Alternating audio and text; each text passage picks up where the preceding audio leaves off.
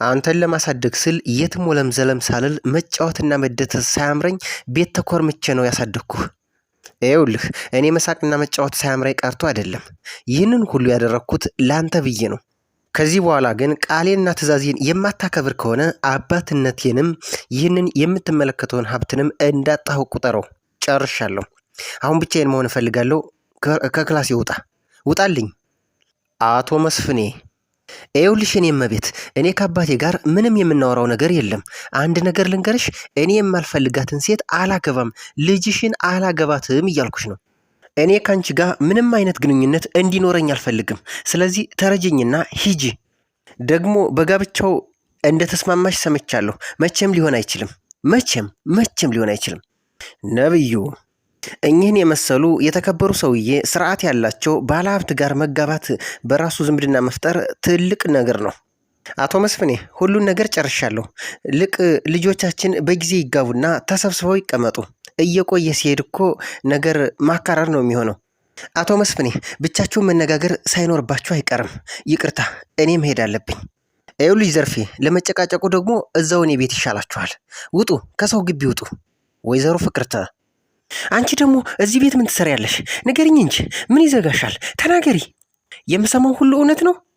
እኔ የሰው ፊት እየገረፈኝ የሰው ምላስ እንደሚጥሚጣ እያቃጠለኝ አንገቴን ደፍቼ እድሜ ልኬን የሰው ቤት ገረድ ሁኜ ያሳደግኩሽ አንቺ የሰው ቤት ገረድ እንትሆኝ የእኔ ጣፈንታ እንዲደርስሽ አይደለም።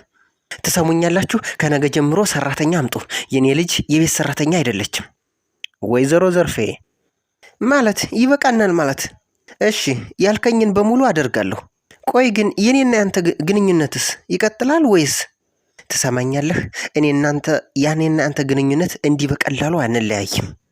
ፌቨን፣ ሰላም ጤና ይስጥልን ውድ የተከበራችሁ የቻናላችን ተከታታዮች፣ በዛሬው ቪዲዮአችን እንግዲህ ጽጌረዳ ክፍል 12 አበይት ትዕይንቶችን የምናደርሳችሁ ይሆናል። ከዚህም በተጨማሪ በቀጣይ ክፍል 13 ላይ የሚከሰቱ ቅድመ ሁኔታዎችን በቀንጨብ በጨረፍታም የምናደርሳችሁ ይሆናል። ታዲያ ለዚህ ቻናል አዲስ ከሆናችሁ ቻናሉን ሰብስክራይብ እንዲሁም ደግሞ ቪዲዮውን ላይክ በማድረግ እስከ ቪዲዮ ፍጻሜ ድረስ አብራችሁን ትዘልቁ ዘንድ የአክብሮት ግብዣችን ነው። አብራችሁን ሆኑ። እንደሚታወቀው ባለፈው ክፍል 11 ላይ እንግዲህ ወይዘሮ ዘርፌና ወይዘሮ ፍቅርተ አቶ መስፍኔን ለመጠየቅ በቀጥታ ወደ አቶ መስፍኔ ቤት ያመራሉ። ታዲያ እንግዲህ ገብተው ሲጠይቁት እጅጉኑ ደንግጦ እንዴ ፍቅርተ መጣችሁ እንዴ በማለት ሰላምታ ከተለዋወጡ እንዲሁም ደግሞ ከተነጋገሩ በኋላ ያው የሄዱበት ዋናው ሚስጥራቸው ስለ ጽጌረዳና ስለ አቶ መስፍኔ ግንኙነት ወይዘሮ ፍቅርተ ከእናቷ ከዘርፌ ጋር ልታገናኛቸው ነበር። ታዲያ በጉዳዩ ላይ አቶ መስፍኔና ወይዘሮ ዘርፌ ከተነጋገሩ በኋላ ያው በሀሳቡ ተስማምታ ልጇን እንደምትድርለትም እሷም ገልጻለት በዚህ በኩል እያወሩ እያለ በሀሳቡ እንግዲህ ውሳኔ ላይ ከደረሱ በኋላ ወይዘሮ ዘርፌም በሀሳቡ ተስማምታ ሽማግሌ ልኮ እንግዲህ በክብር እንደሚያገባት ይህንን ቃል ገብቶላት ይህንን እየተነጋገሩ እያለ ነገር ግን ጽጌረዳ ኩሽና ነበረችና ያው እንግዲህ ለእንግዶቹ ሻይ አፍልላቸው ተብላ እያፈላች ስለነበር ማን እንደመጣ ማን እንግዳ እንደነበር እሷ ግን የምታውቀው ነገር የለም ነበር። ነገር ግን ሻዩን አፍልታ ከጨረሰች በኋላ ለእንግዶቹ ለመስጠት ወደ አቶ መስፍኔ ክፍል ሻዩን ይዛ ስትሄድ በሩ ላይ ስትደርስ ያየችውን እንግዲህ በአይኗ በብረቱ የተመለከተችውን ጉዳይ እጅግ በጣሙኑ ደንግጣ ወዲያውኑ ወደ ኩሽናም ተመለሰች። እንግዲህ በቀጥታ የተመለከተችው የራሷን እናት ወይዘሮ ዘርፌንና እንዲሁም አሰሪዋን ወይዘሮ ፍቅርተን ነበር። ታዲያ ያስደነገጣት ነገር ምን ነው ቢባል ለወይዘሮ ዘርፌ ለእናቷ ማለት ነው እዚህ ቤት እንደምትሰራ ስለማታቅ ወይም ደግሞ ስላልነገረቻት እጅግ ይህ ደግሞ በጣሙኑ እንደሚያስቆጣትና እናቷም በእጅጉ እንደምታዝንባት ፈርታ ነው። ታዲያ ጽጌረዳ ወደ ኩሽና ትመለስና እንግዲህ ነብዩን እባክህን ወንድም እባክህን ይህንን ሻይ ለጋሼ እንግዶች አድርስልኝ በማለትም ትለማመጠዋለች። ያው እንደ ውለታ ሁሉ ቁጠረው በማለት ስትለማመጠው እሱም ግን ባጸፋው የዋዛ አይደለም። ጉንጭን ሳሚኝና እወስድልሻለሁ በማለት እሷም ሳታቀማማ ሳትግደረደር ጉንጩን ሳመችው። ነገር ግን መች ጉዳዩ በጽጌረዳ ብቻ በቃ። ያው እነ ወይዘሮ ፍቅርተ የመጣችበት ጉዳይም አንደኛውና ዋነኛው ምክንያት ለጽጌረዳ እና ለአቶ መስፍኔ ብቻ ሳይሆን ልጃቸውን ፌበንን ለአቶ ነብዩ ለማጋባትም ውሳኔ ላይ ለመድረስ ነበር የመጡት። ታዲያ ልክ ሻዩን ተቀብሎ ነብዩ ወደ አቶ መስፍኔ ክላስ ወደ እንግዶቹ ሲሄድ በሩ ላይ ልክ ሲደርስ የሰማውን እሱም እጅግ በጆሮው የሚዘገንን ነገር ይሰማል። እሱም ምንድን ነው? ስለሱና ስለ ፌቨን እያወሩ በቅርቡ ያው እንደምናጋባቸው እያሉ ሲነጋገሩ ሲሰማ እጅግ በጣም አዘነ። ታዲያ ወዲያውኑ ክላስ ውስጥ ይገባና ሻዩን በመድፋት አባዬ አንተነህ እንደዚህ የምትለው አንተነህ እንደዚህ በማለት በጩኸትና በንዴት እጅግ ጎሮሮንም ሊያንቀው ደረሰ። ታዲያ በዚህ ጉዳይ ወይዘሮ ፍቅርተ እጅግ በጣም ደንግጠውና በጣም ነው ተደናብረው አይ ተረጋጉ እያለችም እንግዲህ ሁላቸውንም ለማረጋጋት ብትሞክር፣ ነገር ግን አቶ ነብዩ እጅጉኑ ተበሳጭቶ ይኸውልሽ የኔ እመቤት እኔ ከአባቴ ጋር ምንም የምናወራው ጉዳይ የለም። አንድ ነገር ልንገርሽ፣ ልብ ብለሽ አድምጭኝ። እኔ የማልፈልጋትን ሴት አላገባም፣ ልጅሽን አላገባትም እያልኩሽ ነው በማለት እንቅጩን ፊት ለፊቷ አፍርጦ ይነግራታል። ታዲያ በዚህ ጉዳይ የልጅ ጉዳይ ነው ብላ ወይዘሮ ፍቅርተም ምንም እንኳ ይሄ ሳያስደነግጣት እጅግ አቶ መስፍኔ በቃ ብቻችሁን መነጋገር ሳይኖርባቸው አይቀርም፣ እኔ በቃ ልሂድ በማለት ጨርቃቸውን አራግፈው ይነሳሉ። ታዲያ ወይዘሮ ፍቅርተ ከወጣች በኋላ አባትና ልጅ መስፍኔና ነብዩ እጅግ በጣምኑ ጮህ በማለት ይጨቃጨቃሉ፣ ይነታረካሉ። ታዲያ አቶ መስፍኔም ከመኝታቸው ብድግ አሉና እጅጉኑ ህመማቸው እንኳ ሳይሰማቸው አንተን ለማሳደግ ስል የትም ወለልም ዘለም ሳልል መጫወትና መደሰት ሳያምረኝ ቤት ተኮርምቼ አሳድጌያለሁ። ትሰማኛለህ? መሳቅና መጫወት ሳያምረኝ ቀርቶ አይደለም። ይህንን ሁሉ ያደረግኩት ለአንተ ብዬ ነው። ከዚህ በኋላ ግን አባትነቴን ተወጥቻለሁ። አሁን ደግሞ የልጅነት ግዴታህን መወጣት ያንተ ተራ ነበር። ይኸውልህ ነብዩ፣ ትዕዛዜን የማታከብር ከሆነ አባትነቴንም ይህ የምትመለከተው ሀብትንም እንዳጣሁ ቁጠረው። ጨርሻለሁ በማለትም እንቅጩን ያስረዱታል። ያ ማለት ደግሞ የቋመጠውን እንግዲህ እወርሳለሁ ብሎ የሚታየውን ገንዘብ ሁሉ እንደማያገኘውና ከቃሉ ፍንክች የሚል ከሆነ ትልቅ እንዲሁም ደግሞ ቀጭን የሚባል ትዕዛዝ አስተላልፏል ማለት ነው። ይህ ካልሆነ ገንዘብ የሚባል እዚህ ጋር እንግዲህ አቶ መስፍኔ ለልጁ ለነብዩ እንደማይሰጠው ማስጠንቀቁ ነው። ታዲያ በዚህ የተደናገጠው ነብዩም ለማረጋጋት አባቱንም እንግዲህ ለማግባባት ቢሞክርም ምንም እንኳን ሊያዳምጠው አልፈለገም። አሁን ብቻዬን መሆን እፈልጋለሁ፣ ከክፍሌ ውጣልኝ ይለዋል። መቼ አንተ ጉዳ በቃ። ነብዩ ያው እንግዲህ በፌቨን ጉዳይ ነበረ እጅግ የተናደደው ማለት ነው። አሁን ላይ እነ ወይዘሮ ፍቅርተ የመጡበትን ጉዳይ በዚህ ጉዳይ ብቻ ነው ብሎ እሱ ወስዶት ነበር። ነገር ግን ወይዘሮ ፍቅርተ የመጣችው ለሽምግልና እንደሆነ ነብዩ ያወቀው ነገር የለም።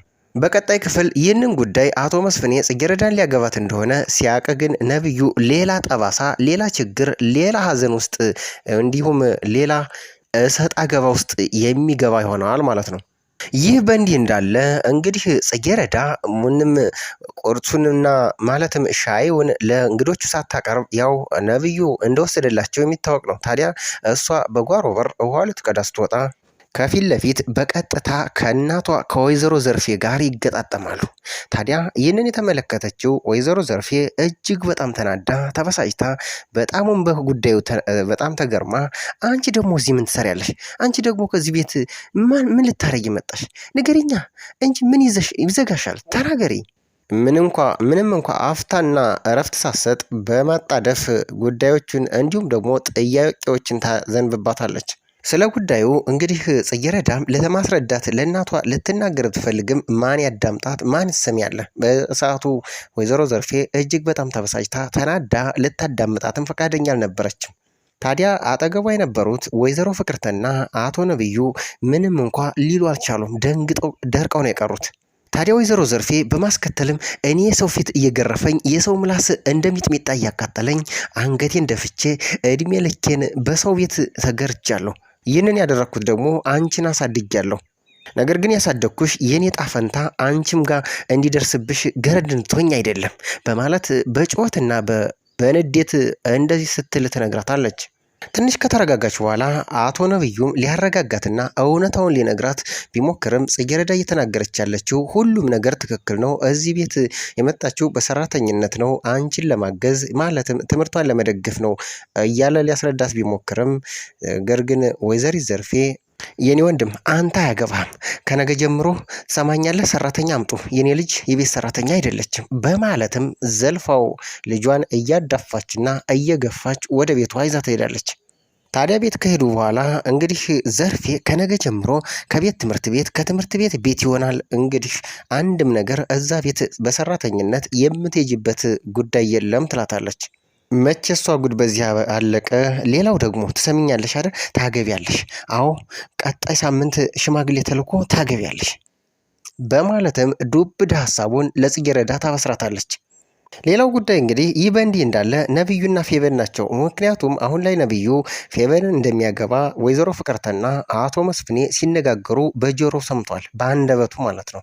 ስለዚህ ፌቨንን ትምህርት ቤት ያስጠራና ይበቃናል፣ እስካሁን ጽጌረዳ ላይ ያደረግንባት የማይረባ ነገር ይበቃናል፣ እኔ እንኳ ላደረግኩት ለበደልኳት ነገር ሁሉ ይቅርታ ጠይቂያታለሁ፣ ስለዚህ አንቺም ሂጂና ጠይቂያት በማለት ቀጭን ትዕዛዝ ይሰጣታል። ታዲያ ፌቨንም በጉዳዩ ተስማምታ እሺ ያልከኝን ነገር በሙሉ አደርጋለሁ፣ ግን ቆይ የኔና ያንተ ጓደኝነትስ ይቀጥላል ወይስ በማለት ሌላ ጥያቄ ተፈጥራለች። ታዲያ ነብዩም እጅግ ተናዶና ተበሳጭቶ እኔ ካንቺ ጋር ምንም አይነት ግንኙነት የሚባል ነገር እንዲኖረኝ አልፈልግም፣ ስለዚህ ተረጅኝና ከአጠገቤ ሂጂ፣ እኔና አንቺ ምንም አይነት ከዚህ በኋላ ግንኙነት ሊኖረን አይገባም ይላታል። ታዲያ በማስከተልም አቶ ነብዩ በጋብቻው ደግሞ እንደተስማማች ሰምቻለሁ፣ መቼም የሚሆን ነገር አይደለም መቼም በማለት በቁጣ ጭምር ይነግራታል።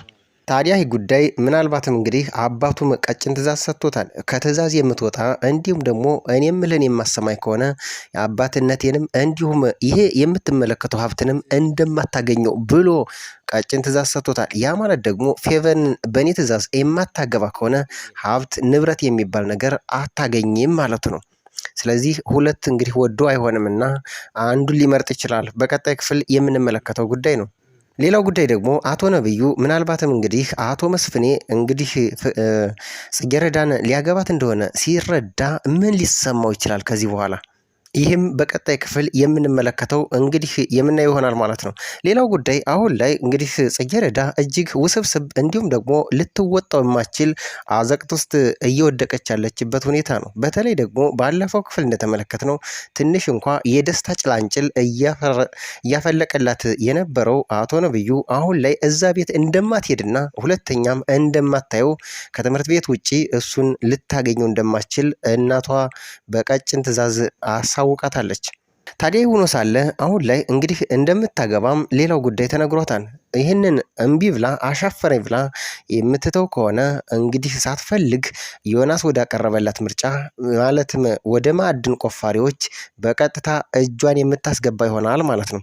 ይህ ደግሞ እሷ ብርን እንግዲህ በሬ ሆይ ገደሉን ሳታይ ሳሩን ብቻ አይተህ የሚለው ጉዳይ እንግዲህ እሷ ላይ ይደርሳል ማለት ነው። እሷ እንግዲህ $150 እንደሚከፈላት አቶ ዮናስም አብስሯታል። ነገር ግን እዛ ላይ ያሉት ሰዎች እውነትም ገንዘብ ይከፍላሉ ወይስ አይከፍሉ የሚለው ምንም ጥርጥር የለውም። ባለፈው የተመለከትነው በተለይ ደግሞ መኮንንም ለፌቨን ያቀረበላት ጥያቄ ነበር።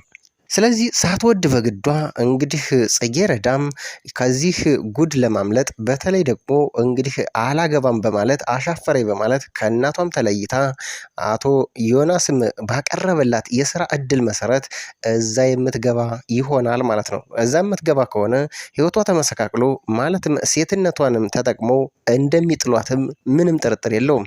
ልክ የእናቷ እጣ ፈንታ እንደሚደርሳት ይህ ሁሉ በሚቀጥለው ክፍል እንደሚጠበቅ ሁላችንም በጉጉት የምንጠብቀው ጉዳይ ነው።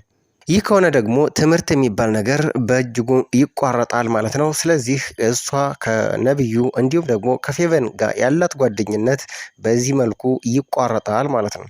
ታዲያ ማዕድን ቆፋሪዎች ጋር ከሄደች እና እንግዲህ የስራ እድል ባላት ዮናስ ከሄደች እዚሁ እንግዲህ ሴትነቷን ተጠቅመው የሚያስረግዟት ይሆናል ማለት ነው። ካረገዘች ደግሞ እንግዲህ ህይወቷ በዛ መልኩ በሚቀጥለው ክፍል እንግዲህ ስለምናየው በተከታታይ ክፍሎች የሚያጠነጥነው ማለትም እንግዲህ የሚቀጥሉ ክፍሎች ዋናው የሚዳስሱት ስለ ጽጌረዳ ብቻ ይሆናል ማለት ነው።